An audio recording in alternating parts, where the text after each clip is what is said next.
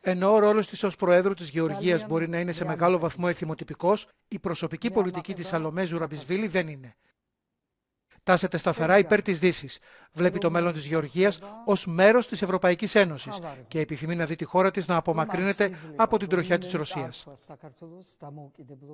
Αυτό την έχει φέρει σε άμεση σύγκρουση με το γεωργιανό όνειρο, το λαϊκιστικό φιλορωσικό κόμμα που ηγείται της γεωργιανής κυβέρνησης από το 2016. Η Ζουραμπισβίλι έχει επικρίνει δημοσίως ορισμένα από τα πιο αμφιλεγόμενα νομοθετήματα.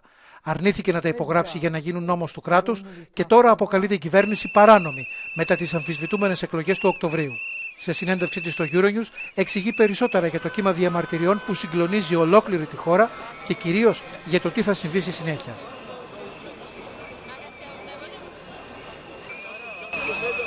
Clearly not, because the elections that led to this parliament and then to the government are not legitimate. They are not recognized by anyone. They have not been recognized by the Georgian population in the first place. They have not been recognized by the political forces in the country because no opposition party has winning partly these rigged elections. Nobody has entered the parliament. So it's one party, illegitimate parliament.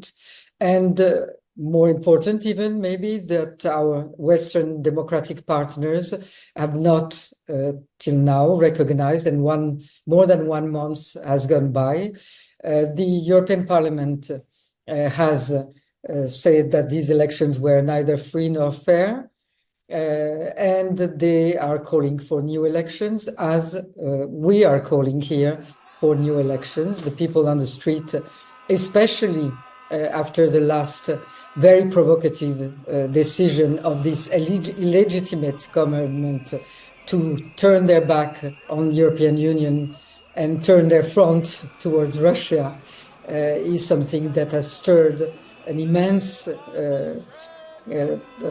protest movement in the country that is not stopping. Every day there are more people on the streets. And more important, there is a real dissent that is growing in the country, in the state institutions, where people are resigning or protesting or signing petitions, depending on which institution we are talking about. Η πρόεδρος της Γεωργίας ερωτάται τι μπορεί να κάνει στην παρούσα φάση η Ευρωπαϊκή Ένωση. The signal of not recognizing these elections is very important. The resolution of the European Parliament is extremely important. I know there is a statement of the 27 members that is in preparation on this situation. There are measures that are in preparation. What we need is a strong support for the new elections.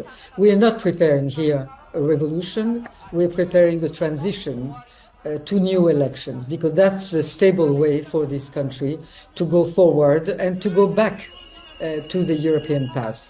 That's what the people are demanding on the streets. Ποια είναι η θέση των δυνάμεων ασφαλείας και της δικαιοσύνης για όλα όσα συμβαίνουν?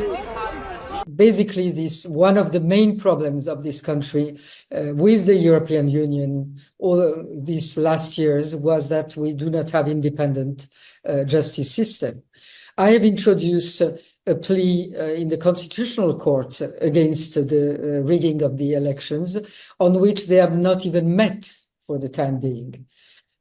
But we have to try all the levels. That's the way, the constitutional way to do things. And there is always hope, but because it could always be that some members of this High Court at one point understand that the stability of the country is in their hands and the fate of the country. So we have to try to put pressure on them. For security forces, I've described the police is on the side of the citizens because it's a normal police that has been trained, and the black guys are serving their own masters, and the robocops are a state instrument which will go where the state will go. So that's what we have to watch. Οι Γεωργιανοί έχουν κοινά σημεία με τους Ουκρανούς όταν και εκείνοι αγωνίζονταν να γίνουν μέρος της Δύσης. Georgians are not Ukrainians. We have many things in common, the two countries, because we have been basically confronting the same enemy. But things are very different because the Georgian character is very different.